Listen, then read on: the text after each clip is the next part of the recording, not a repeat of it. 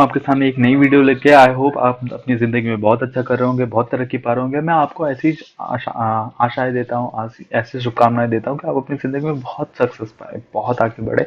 और उसके लिए क्या सबसे इम्पोर्टेंट है, नॉलेज। तो आज हम इस नॉलेज को गेन करने वाले हैं। तो हम आज पढ़ेंगे क्लास 6 का ज्योग्राफी का 5th चैप्टर, जिसमें हम पढ़ेंगे major domains of the earth के बारे में। जो डोमेन्स हो गया, हम इसे कह सकते हैं एलिमेंट्स।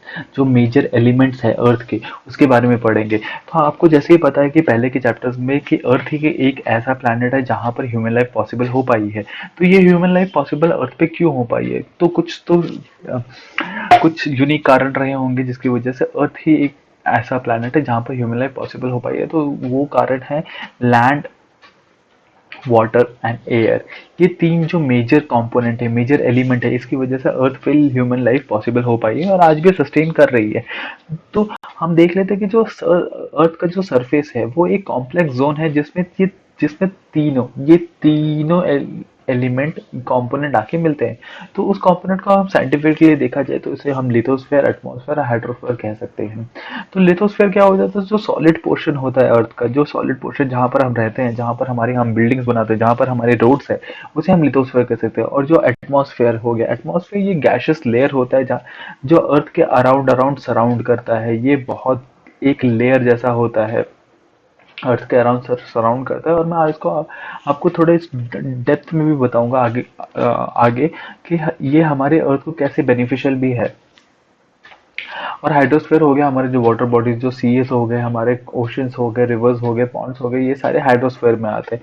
तो बायोस्फीयर क्या होता है, बायोस्फीयर इन सारी चीजों का एक टुगेदरनेस होता है, एक एक कॉमन पार्ट होता है। तो हम कह सकते हैं biosphere is the narrow zone where we find the land, water and atmosphere together which contain all forms of life. सारे फॉर्म्स लाइफ में, जहाँ पर अर्थ फॉर्म से लेकर हम ह्यूमन लाइफ तक लाइफ एक्सपेक्ट कर सकते हैं और वो सस्टेन भी कर सकते हैं। तो अगर हम अभी लिथोस्फीयर को पहले देख ले थोड़े ज्यादा डीपली में, तो हम कह सकते हैं कि अगर हम लिथोस्फीयर को डिफाइन करना चाहें तो लिथोस्फीयर को हम कह सकते हैं कि एक सॉलिड पोर्शन है अर्थ का, जिसे हम लिथोस्फीयर कहते हैं। इसमें रॉक्स होते हैं जो अर्थ के क्रस्ट पे पाए जाते हैं और थिन लेयर होती है इस पे। जो आगे ये थिन लेयर होती है, ये थिन लेयर में बहुत सारे न्यूट्रिएंट्स एलिमेंट्स होते हैं जो हमें लाइफ सस्टेन, ऑर्गेनिज्म को लाइफ सस्टेन करने के लिए बहुत जरूरी होती है। क्योंकि यही जो न्यूट्रिएंट्स होते हैं वो प्लांट्स में जाते हैं और ये प्लांट्स हम खाते हैं, तो इसकी वजह से हमें वो न्यूट्रिएंट एलिमेंट्स मिल जाते हैं, जिससे जिससे हमें लाइफ सस्टेन करने में बहुत आसानी हो जाती है। तो हम देख सकते हैं कि अर्थ को हम दो मेजर डिवीजन में देख सकते हैं। कि अगर हम माने कि पूरा पूरा अर्थ एक लिथोस्फेरिक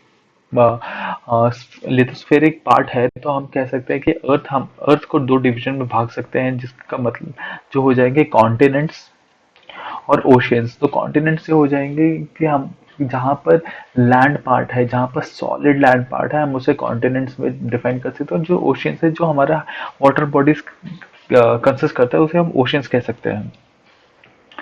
तो एक इंटरेस्टिंग फैक्ट बता दूं कि जो सी लेवल होता है, ठीक, जो सी लेवल होता है वो सी लेवल पूरे अर्थ में सेम होता है।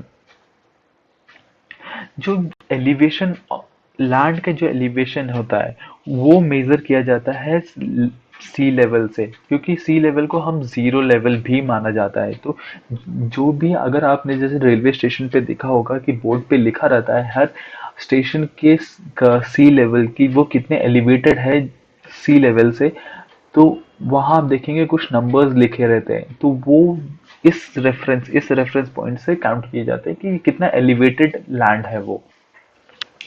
तो आगे हम बढ़ते हैं कि हम हमारे अर्थ में कॉन्टिनेंट्स और ओशियंस कितने हैं और क्या क्या है। तो हमारे अर्थ में 7 कॉन्टिनेंट्स हैं और 5 ओशियंस है। तो जो 7 कॉन्टिनेंट्स हैं वो होते हैं कि north America, south America, Europe, Africa, Asia and Australia. ये पूरे अर्थ का जो लैंड पार्ट है, जो लिथोस्फेरिक पार्ट है, वो एक डिवीजन में डिवाइड होता है, जिसमें सॉलिड लैंड आता है, जो कॉन्टिनेंट्स में डिवाइडेड है। ये 7 कॉन्टिनेंट्स में डिवाइडेड है। और जो हाइड्रोस्फेरिक पार्ट आता है वो 5 ओशंस में डिवाइडेड है। जो पहला है Arctic ocean, Atlantic ocean, Pacific ocean, southern ocean and Indian ocean. ये पांच ओशंस में पूरे अर्थ का हाइड्रोस्फेरिक जो ओशनिक पार्ट है, ओशनिक बेसिन्स है, वो डिवाइड होते हैं। तो हम पहले कुछ इंटरेस्टिंग फैक्ट देख लेते हैं, जो इंटरेस्टिंग फैक्ट आपको जानना बहुत जरूरी है। कि जो माउंट एवरेस्ट है, माउंट एवरेस्ट की ऊंचाई 8848 मीटर्स है सी लेवल से ऊपर। जो मैंने अभी आपको बताया कि सी लेवल से ही मानते हैं कि किसी भी लैंड फॉर्म की एलिवेशन कितनी है, किसी भी माउंटेन की एलिवेशन कितनी है। अगर ये सी लेवल जाना जाए तो ये हाइट होता है, उसके हाइट को मेजर करने के लिए। और एक और चीज मैं आपको बता दूं, एक बहुत पोटेंशियल क्वेश्चन है जो सीडीएस 2020 में भी पूछा गया है कि मरीना ट्रेंच ये क्या है। मरीना ट्रेंच एक्चुअली एक बहुत ग्रेटेस्ट डेप्थ ग्रेटेस्ट डेप्थ है, जो 11,022 मीटर्स रिकॉर्ड किया गया है, और ये पैसिफिक ओशन में पाया जाता है। ये जो पैसिफिक ओशन आप देख रहे हैं ना, यहाँ पर मरीना ट्रेंच पाया जाता है। ये दुनिया का सबसे ग्रेटेस्ट डेप्थ पार्ट है। अगर हम आगे कॉन्टिनेंट्स के बारे में देख ले, तो कॉन्टिनेंट्स में हम देखते हैं कि एशिया सबसे नंबर वन कॉन्टिनेंट है, और ये वन थर्ड लैंड मास को कंसिस्ट करता है पूरे अर्थ का। और ये ईस्टर्न हेमिस्फेयर, ये आप देख सकते हैं, ये ईस्टर्न हेमिस्फेयर की तरफ लाई करता है। और इसमें आप, अगर आप फिजिकल में आप देखेंगे तो आप देखेंगे कि जो एशिया है वो ट्रॉपिक ऑफ कैंसर से पास होता है, जो ट्रॉपिक ऑफ कैंसर इससे पास होती है। और एशिया यूरोप से सिर्फ यूरोल माउंटेन्स है जो वेस्ट में है, यहाँ पर जो वेस्ट में यूरेल माउंटेन्स है, इसकी इससे ये डिवाइडेड है। और इन पूरे लैंड को अगर हम एक साथ माने तो इसे हम यूरेशिया भी कहते हैं। कई बार आपने सुने होंगे, इसे हम यूरेशिया भी कहते हैं, यूरोप प्लस एशिया। अब हम देख लेते हैं यूरोप के बारे में, जो एशिया के वेस्ट पार्ट में लाई करता है। सिर्फ इसमें जो आर्टिक सर्कल है, वो आर्टिक सर्कल इससे बहुत ज्यादा पास है। तो Arctic circle actually north pole के थोड़े से करीब में आर्टिक सर्कल पाया जाता है, और ये सर्कल इस यूरोप से पास करता हुआ दिखता है। आप जब फिजिकल मैप देखेंगे तो ये पास करता हुआ दिखता है। और ये एक ऐसी जगह है जो पूरे तीन साइड से इस साइड और इस साइड वाटर बॉडी से घिरी हुई है। फिर हम देख लेते हैं अफ्रीका के बारे में। अफ्रीका को कहा गया है सेकंड लार्जेस्ट कॉन्टिनेंट एशिया के बाद। और जो इक्वेटर है, जो हमारे अर्थ को दो इक्वल हाफ में डिवाइड करता है, जो जिसे हम 0 डिग्री पे नापते हैं, वो इक्वेटर भी इधर से पास होता है। और इसके अफ्रीका कॉन्टिनेंट के मिडल से पास होता है। तो हम देख सकते हैं कि अफ्रीका का जो आधा पार्ट है वो नॉर्दर्न हेमिस्फेयर में लाई करता है, आधा पार्ट साउदर्न हेमिस्फेयर में लाई करता है। और अफ्रीका की एक और बहुत इंटरेस्टिंग, बहुत यूनिक बात है कि इसमें जो हमारे तीन मेजर लाइन है, जो ट्रॉपिक ऑफ कैंसर हो गया, और इक्वेटर हो गया, और ट्रॉपिक ऑफ कैप्रिकॉर्न हो गया, ये तीनों लाइन इससे पास करते हैं। और जो सहारा डेजर्ट है, वर्ल्ड की लार्जेस्ट हॉट डेजर्ट, वो भी अफ्रीका में पाई जाती है। और आप देख सकते हैं कि आप थोड़ा ऑब्जर्व करेंगे तो अफ्रीका एक ऐसा कॉन्टिनेंट है जो चारों तरफ पानियों से घुरा हुआ है, मतलब ओशियंस और सी से घुरा हुआ है। और आपको बहुत इंटरेस्टिंग फैक्ट ये भी जानने को मिलेगा कि जो सबसे बड़ी नदी है, सबसे लॉन्गेस्ट नदी है नाइल, वो अफ्रीका में फ्लो करती है, अफ्रीका से फ्लो करती है। और जो इक्वेटर है, और जो ट्रॉपिक ऑफ कैंसर और जो ट्रॉपिक ऑफ कैप्रिकॉर्न है, जैसे मैंने बताया कि वो अफ्रीका से पास करती है। तो ये एक अकेले कॉन्टिनेंट है जिससे तीनों लाइन पास करती है। तो अगर हम आगे देखते हैं तो नॉर्थ अमेरिका के बारे में देख लेते हैं। तो नॉर्थ अमेरिका को हम अगर रैंकिंग के हिसाब से दिया जाए तो इसे थर्ड लार्जेस्ट कॉन्टिनेंट कहा जा सकता है, सॉरी। और ये जो नॉर्थ अमेरिका है ये और साउथ अमेरिका है, एक बहुत ही नैरो लैंड से जुड़ा होता है, जिसे हम इस्थमस ऑफ पनामा भी कहते हैं। और जो कॉन्टिनेंट है वो completely northern and western hemisphere में लाई करता है। आपसे एक इंटरेस्टिंग क्वेश्चन मुझे पूछना था कि जो इंडिया है और श्रीलंका है, वो किस लैंड फॉर्म से, किस चीज से वो कनेक्टेड है, किस स्ट्रेट से कनेक्टेड है। अगर मैं आपको बताऊं कि स्ट्रेट का मतलब क्या होता है, स्ट्रेट स्ट्रेट का मतलब होता है strait is a narrow passage of water connecting two bodies, two large water bodies like seas and oceans. तो आप मुझे ये बताइए कि ये इंडिया और श्रीलंका किस स्टेट से कनेक्टेड है। अब मैं आपको साउथ अमेरिका के बारे में बता लेता हूँ। तो south America basically southern hemisphere में लाई करता है, और ये ओशियंस, ये दो ओशियन से घिरा हुआ है, एक पैसिफिक ओशन, एक अटलांटिक ओशन। और जो वर्ल्ड की सबसे लॉन्गेस्ट माउंटेन रेंजेस है, जो वेस्ट नॉर्थ से, यहाँ नॉर्थ से लेके साउथ तक लाई करती है, वो होती है एंडिस। एंडिस जो वर्ल्ड सबसे लॉन्गेस्ट माउंटेन है। और यहाँ पर सबसे लार्जेस्ट हमने पहले अफ्रीका में नाइल रिवर की बात की, जो सबसे लॉन्गेस्ट है। हम यहाँ पर अमेजोन रिवर के बारे में बात करते हैं। अमेजोन आपने सुना होगा, ये अमेजोन रिवर सबसे वर्ल्ड की सबसे लार्जेस्ट लार्जेस्ट रिवर है।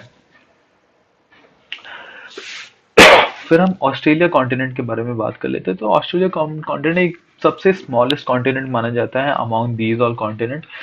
ऑस्ट्रेलिया सबसे छोटा है, और ये साउदर्न हेमिस्फेयर में लाई करता है, और ये चारों तरफ से पानियों से घिरा हुआ था, इसलिए हम ऑस्ट्रेलिया को आइलैंड कॉन्टिनेंट भी कह सकते हैं।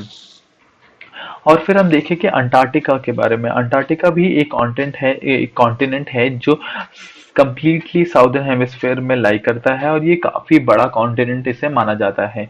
जो साउथ पोल है, जो अर्थ का हमारा साउथ पोल है, वो Africa and sorry Antarctica continent में लाई करता है।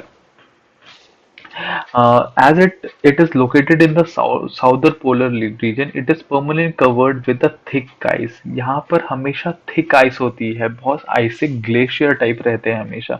तो यहाँ पर कोई as such permanent human settlement तो आज तक हुआ नहीं है, बट बहुत सारे रिसर्च स्टेशंस खोले गए हैं। तो आपको बहुत ही प्राउड फील होगा कि हमारे इंडिया के दो रिसर्च सेंटर खुले हैं अंटार्कटिका में, जहां पर ह्यूमन लाइफ का सस्टेन करना बहुत इंपॉर्टेंट है। बट फिर भी वहां पर रिसर्च होता है कि वहां पर क्या कंडीशंस है, और उसके कंडीशन के हिसाब से जो एनिमल्स है वो कैसे अडेप्ट करते हैं। तो ये बेसिकली अडेप्टेबिलिटी वहां पर रिसर्च की जा रही है। तो जो इंडियन रिसर्च सेंटर वहां पर है, उसके नाम है मैत्री और दक्षिण गंगोत्री। आप इसे गूगल में करके थोड़ा और पढ़ सकते हैं। अब मैं आपको थोड़े हाइड्रोस्फीयर के बारे में बता दूं। जो ये मैंने आपको बताया कि ये 5 ओशन हैं, जिसमें Arctic ocean, Atlantic ocean, Pacific ocean, southern ocean और इंडियन ओशन लाई करता है। वो उनके बारे में थोड़ा मैं बताऊं। तो जैसे आपको पता है कि अर्थ एक ब्लू प्लैनेट है। ब्लू प्लैनेट क्यों कहा जाता है? क्योंकि यहाँ पर 71% जो अर्थ है वो वाटर से कवर्ड है, 29% ही बस लैंड है हमारे पास। तो ये हाइड्रो डोमिनेंट, जो वाटर डोमिनेंट एक प्लैनेट कह सकते हैं, जहां पर पानी बहुत सारा है। लेकिन क्या आपको लगता है ये सारा पानी बहुत यूजेबल है? नहीं। जो ये ओशनिक वाटर है, ये मेनली बहुत खारा होता है, बहुत सॉल्टी होता है, जिसे हम डायरेक्ट पानी की तरह में यूज नहीं कर सकते। तो हम देखेंगे कि हमारे पास जो 97% अर्थ का जो पानी है, ये अर्थ का पानी ये ओशंस में पाया जाता है, जो बहुत ही ज्यादा सॉल्टी होता है ह्यूमन यूज के लिए। और जो बहुत लार्ज प्रोपोर्शन है बाकी पानी के फॉर्म का, वो या तो आइस शीट मैं कह सकता हूँ, जो नॉर्थ पोल और साउथ पोल में बहुत मायने में पाए जाते हैं, वहां पर लाई करते हैं। और या तो वो अंडरग्राउंड वाटर, जो ये कॉन्टिनेंट्स है, जो ये लैंड मास है, इसके अंडरग्राउंड में लाई करते हैं, जिसे हम यूज करते हैं हमारे ह्यूमन रिक्वायरमेंट को पूरा करने के लिए। सॉरी। सो ओशन एक मेजर पार्ट है हाइड्रोस्फीयर का, जो हर किसी से एक दूसरे से कनेक्टेड है। और जो आपको जान के बहुत सारा हैरानी होगी कि जो ओशन के पानी है वो हमेशा हमेशा एक फ्लोइंग वाटर है। तो माइट भी कभी आप ये महसूस कर सकते हैं, आप ये मान सकते हैं कि पैसिफिक ओशन का जो पानी है वो हमें इंडियन ओशन में भी देखने को मिल रहा है, क्योंकि ये मूव करते रहते हैं हमेशा। तो जो चीफ मूवमेंट्स है, जो इसमें मूवमेंट्स है, जो ओशियन वाटर्स में उसमें से सिर्फ तीन मेजर मूवमेंट्स है जिसे मैं अभी डिस्कस करने वाला हूँ। तो वो तीन मेजर मूवमेंट्स होते हैं, एक वेव्स होती है, एक टाइड्स होती है, और एक ओशनिक ओशन करेंट्स होती है। तो मैं बताऊं कि वेव्स होते हैं, जो वेव्स काफी बड़े बड़े लहर उठते हैं, उससे उसकी उसे वेव्स कहते हैं। ये वेव्स उठते कैसे हैं? तो मैं बताऊं कि जब आपने दूसरे चैप्टर्स में पढ़ा होगा, जब जो एयर है वो ओशन की तरफ फ्लो करती है, जब एयर ओशन की तरफ फ्लो करती है और ओशन लैंड की तरफ आ रहा होता है, जो एयर की वजह से जो ये रेजिस्टेंस क्रिएट होती है वाटर में, उसकी वजह से ये एक बहुत बड़ा सा एक वॉल टाइप स्ट्रक्चर बन जाता है, जिसे हम वेव्स भी कहते हैं आम भाषा में। और ये टाइड्स भी आप कह सकते हैं कि वेव से थोड़ी छोटी होती है, और ये शी शोर पे बहुत ज्यादा मायने में पाई जाती है। और जो ओशन करंट है ये एक नॉर्मल करंट होता है हर एक ओशन के फ्लो करने का। तो मैं आपको एक बता दूं कि जो अटलांटिक ओशन है, जो अटलांटिक ओशन में मैंने आपको इसमें बताया कि एक सेकंड लार्जेस्ट ओशन इसे कहा जाता है, और ये एक एस फॉर्म में शेप्ड है, ये एक एस फॉर्म में शेप्ड है, जो नॉर्थ अमेरिका और साउथ अमेरिका को जोड़ती है। और एक और बहुत इंटरेस्टिंग फैक्ट है कि जो इंडियन ओशन एक ऐसी ओशन है जो किसी एक कंट्री के नाम पे रखा गया है। जो हमारी कंट्री का नाम है इंडिया, उसके नाम पे ये ओशन का नाम रखा गया है। और ये ओशन का जो शेप है, ये ओशन का जो शेप है वो ऑलमोस्ट ट्राइंगुलर शेप है। आप देखेंगे कि अगर हम ज्यादा ध्यान से देखेंगे तो यहाँ पर Arabian sea, bay of Bengal, और यहाँ नीचे इंडियन ओशन, ये सारा पानी को हम इंडियन ओशन में ही कहते हैं। तो ये एक ट्रायंगुलर शेप है। और जो साउदर्न ओशन है वो एक कॉन्टिनेंट है, अंटार्कटिका के कॉन्टिनेंट के इर्द गिर्द पाया जाता है। ये पूरे पूरे अंटार्कटिका को कवर ऑलमोस्ट पूरे साइड से कवर करता है। और ये north word 60 direction south latitude तक एक्सटेंड होता है।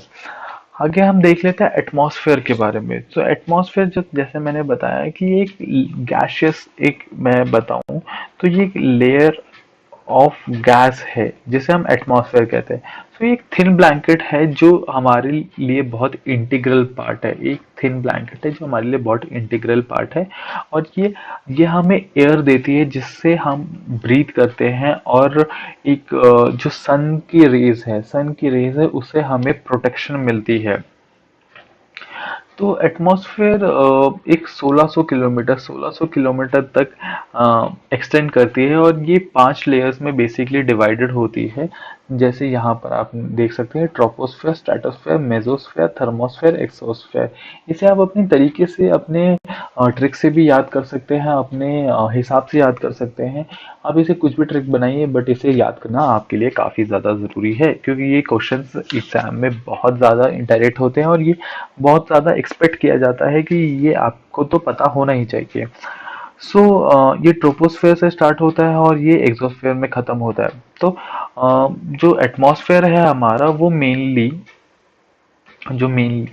नाइट्रोजन, ऑक्सीजन और बाकी गैसेस से मिलकर बने हैं, जिसमें कार्बन डाइऑक्साइड, आर्गन और बाकी सारे हैं। तो जो नाइट्रोजन है वो सबसे ज़्यादा मायने में पाया जाता है, सबसे ज़्यादा पाया जाता है, वो 78% पाया जाता है। और ऑक्सीजन 21% पाया जाता है। जो बाकी के सारे गैसेस है वो 1% पाए जाते हैं। तो आप देख सकते हैं कि नाइट्रोजन जो हमारा है वो काफ़ी ज़्यादा अमाउंट में हमारे एटमॉस्फेयर में उपलब्ध है। और मैं एक इंटरेस्टिंग फैक्ट बताऊं आपको CO2 के बारे में। तो CO2 को एक ऐसा गैस कहा जाता है जो सन की जो रेस है, सन की रेस को ना ये एब्जॉर्ब करती है।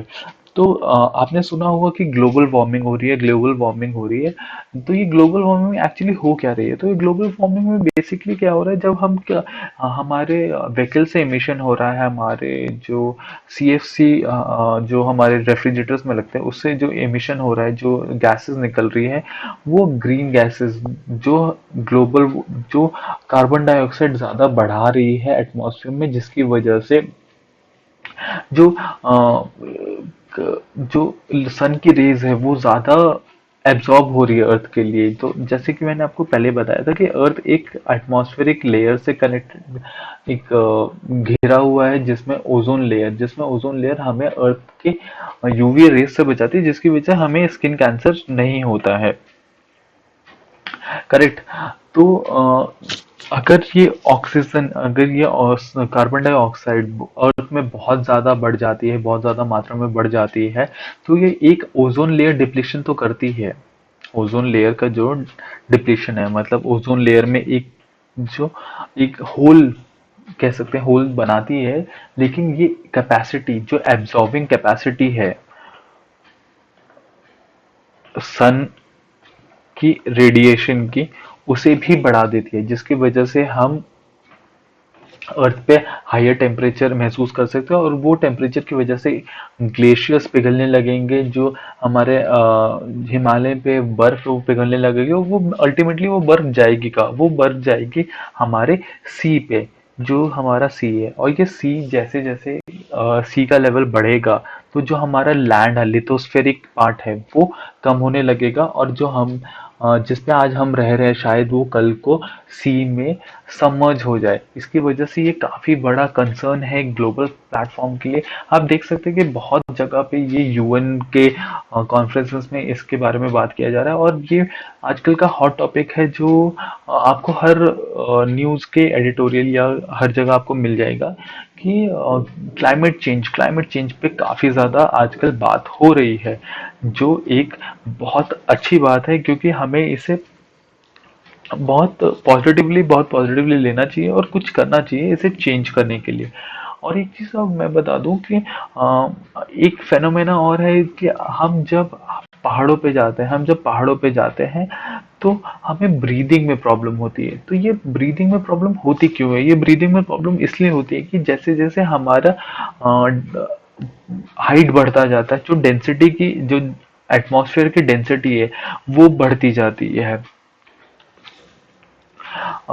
तो इसकी वजह से जैसे हमारा हाइट बढ़ता जाएगा, हमारी जो सी लेवल्स है उससे हमारा ये हमारा सी लेवल है, इससे जैसे हमारी हाइट बढ़ती जाएगी, जो डेंसिटी है एटमॉस्फेयर की डिक्रीज होती जाएगी, जिसकी वजह से जो ऑक्सीजन कंटेंट है वहाँ के ऊपर के एयर में, वो काफी ज्यादा कम हो जाती है, जिसकी वजह से कभी कभी जो माउंटेन क्लाइंबर्स उसको हाइपोथर्मिया हो सकता है, और ऑक्सीजन का ब्रीदिंग में प्रॉब्लम आ सकती है, जिसकी वजह से काफी ज्यादा हर साल जो समिट्स होता है उसमें जान जाती है।